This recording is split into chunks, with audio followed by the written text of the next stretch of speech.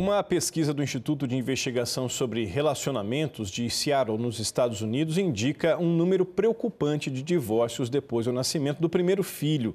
Por que será que isso acontece? Quem vai responder para a gente os motivos é a psicóloga Lígia Guerra, ou pelo menos alguns dos motivos, né, Lígia? Tudo bem? Bom dia. Com certeza, bom dia, tudo bem? Tudo bom.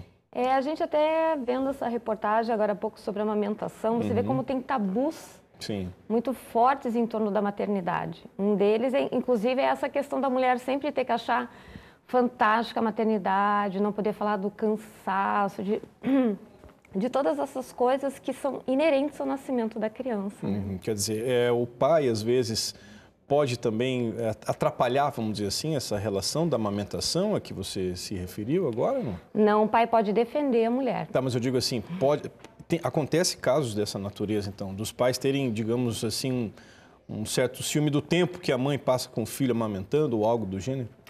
Eu diria assim, Soler, como é que eu vou te explicar? Os pais, às vezes, eles são excluídos da relação. O pai chega em casa, a mãe está ali amamentando, está cuidando da criança, respondendo essa tua pergunta em específico. E o que o pai tinha antes? Ele tinha todo o tempo da mulher para ele, né? Eles eram dois namoradinhos. Aí, de repente, ele chega lá, tá a mulher dando banho, cuidando da criança, às vezes ele pergunta alguma coisa, a mulher já te responde, tá? Sai correndo. Às vezes ele não se sente muito incluído nesse processo. Então, sim, ele pode ter esse ciúme. Não deveria, mas pode. Então, inclusive agora, nesse sábado, eu fui falar no segundo seminário internacional de mães, que foi realizado em BH. Nós tínhamos lá mais de 1000 mães e 30 pais. O que em relação ao ano anterior já foi bom, porque haviam 2. Então, o que a gente vê? Os pais hoje adentrando junto nesse processo e se sentindo menos excluído naquilo que é um compartilhar, que é a paternidade. Então, o que a gente percebe?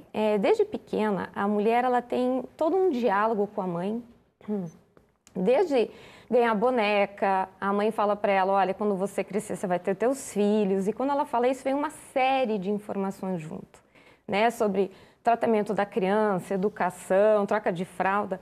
O menino, raramente ele tem esse tipo de conversa com alguém, ele não tem educação nenhuma para a paternidade. Chega na vida adulta, os dois têm um filho, o que a mulher faz? Ela vai ter o filho, ela tem o desgaste do nascimento da criança, ela tem aquele puerpério, que é aquele processo logo após o parto, que nós falamos muito pouco. Nós falamos muito da questão do pré-natal, mas nós falamos muito pouco dessa questão do puerpério. Então, ela vai ter o desgaste físico, o desgaste hormonal, ela vai ter menos horas de sono, ela vai ter quebra de rotina, né? E o marido, às vezes, ele participou assim, montou o quartinho do bebê, comprou as roupinhas do bebê, ele teve uma expectativa tanto quanto a mãe em relação ao nascimento da criança, mas o casal falou pouco da mudança que adentraria na relação dos dois. É claro que a gente está falando aqui em geral, né? Não são regras estabelecidas, não, lógico, cada um pode ter... Porque o que dá certo a gente não precisa estar explicando, mas o problema é justamente o estresse que isso às vezes agrega para o casamento no início desse processo, né, do nascimento do bebê. Né? Em relação aos números, né, eu tenho aqui essa questão da pesquisa feita nos Estados Unidos, reforçando, 39% dos casais se separam em torno dos 5 anos de idade, ali, do filho, ou até os 5 anos de idade. Né?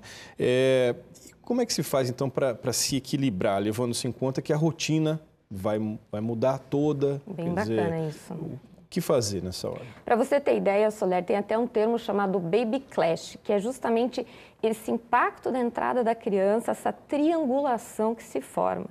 Então, a ideia, lógico, seria desde agora, daqui para frente, nós educarmos os meninos para a paternidade. Mas não dá tempo para quem está tendo filho agora. O que os casais têm que fazer? Participar de cursos, como é o que vem acontecendo hoje no mundo todo, para se preparar para a maternidade, para a paternidade. O pai e a mãe compartilharem de fato esse momento, não ficar tanto essa sobrecarga para a mãe, que ainda é muito grande, né? Falar das possibilidades, o distanciamento sexual vai ocorrer, a diminuição de horas de sono vai ocorrer, a diminuição da libido da esposa, óbvio que vai ocorrer. Isso os homens têm que entender que não é uma rejeição em relação ao homem, é o momento que a esposa está passando. E esse homem, quanto mais ele assumir a responsabilidade dele nesse processo, mais fácil será para a mulher voltar para a vida cotidiana dela, né? Muita gente pode falar, ah, mas eu tive 3, 4 filhos antigamente, não se falava nisso. Mas antigamente também não se falava em depressão pós-parto, por exemplo, né? Não se falava em tristeza pós-parto. E hoje nós temos aí, agora até a Fundação Oswaldo Cruz soltou agora uma matéria com várias pesquisas fresquinhas, falando que 25% das mulheres têm depressão pós-parto. E se esse homem nunca ouviu falar em depressão pós-parto, se nunca foi dialogado antes da criança nascer, nós vamos ter um sério problema aí. É legal até você falar dessa pesquisa, né, feita aqui no Brasil, para a gente trazer um pouco para a nossa realidade, que infelizmente nós não temos notícia de pesquisas relacionadas a esse tema aqui no Brasil. Exatamente. Né? Por isso a gente está aqui nos reportando a uma pesquisa feita nos Estados Unidos.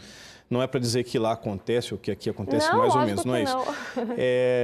Lígia, em relação à família de origem, né? Quer dizer, você vem da sua família, você vem naturalmente com os valores, a cultura que você teve naquela família, e aí quando nasce o bebê, a influência dos avós, dos tios, vem com os palpites, né? Isso pode atrapalhar muito também.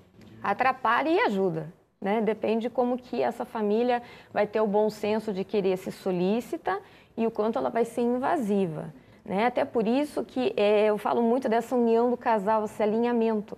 Porque, por exemplo, assim, uma dica importante, se o casal está em crise, se o casal está com algum problema, procure organizar isso antes de você pensar em ter um filho. O filho tem que ser uma escolha muito consciente, porque senão todos os problemas vão se acentuar, inclusive isso que você está perguntando.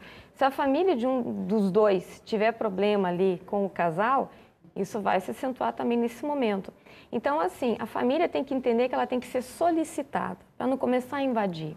Né? Se você percebe que a família está dando um palpite muito diferente do teu objetivo de educação, pontue, olha, foi legal, acho interessante que você tenha educado seu filho dessa forma, mas nós alinhamos isso de uma outra maneira.